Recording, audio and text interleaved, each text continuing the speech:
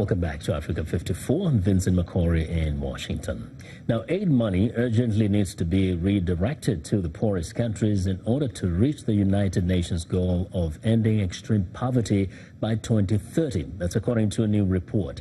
The Overseas Development Institute says that currently middle-income countries receive more aid than the 30 poorest nations and warns at least 400 million people will still be living on less than $2 a day, despite governments pledging to eliminate all extreme poverty. And Ridgewell reports.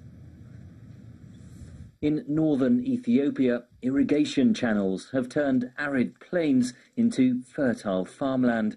Agricultural production has quadrupled. Just 3 decades ago, this region was the epicenter of an extreme drought and famine that killed hundreds of thousands of people.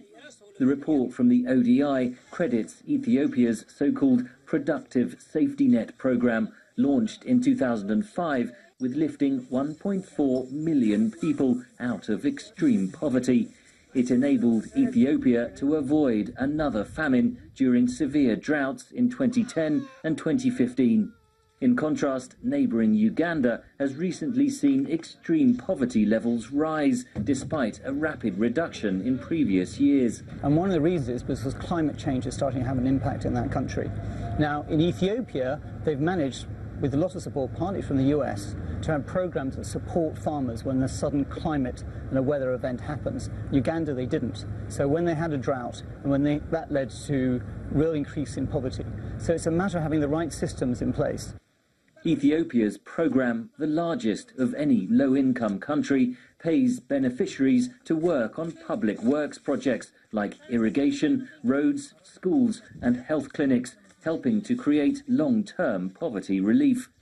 Such programs are vital in ending extreme poverty, according to the ODI report, which says there is an annual funding shortfall of $125 billion in the 3 core sectors of education, health and what it terms social protection transfers, or welfare. You need to do economic growth to do part of things, and then you also need investment in the social sectors. You need to have both sides of the coin to make this work. Donors are investing both in growth and in the social sectors, but they're not investing it in the right countries to near the extent that's needed. And in particular, in this report, we've identified 29 countries which can't afford the investment needed in the social sectors, and donors are not giving enough money to that group of countries. The statistics are striking. Middle-income countries receive more aid than poorer countries, whose share of global aid has fallen over the past 6 years from 30% to 24%. The ODI says middle-income countries could afford to eradicate extreme poverty themselves with better tax systems and wiser spending. So we're looking at countries like Indonesia, we're looking at countries like India, or even countries like China.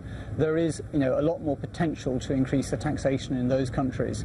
Altogether, we think in middle-income countries they could raise another $2 trillion of finance. That will go to a long way to eliminating poverty in those countries. As well as better aid allocation, the report says more donor nations need to reach the UN goal of allocating at least 0.7% of GDP to aid budgets. Without urgent action, the authors warn the goal of eliminating extreme poverty by 2030 will remain out of reach. Henry Ridgewell for VOA News, London. Go to school and get a good job. That's the mindset instilled in many students from an early age. But for one young Nigerian, finding a source of income did not take long.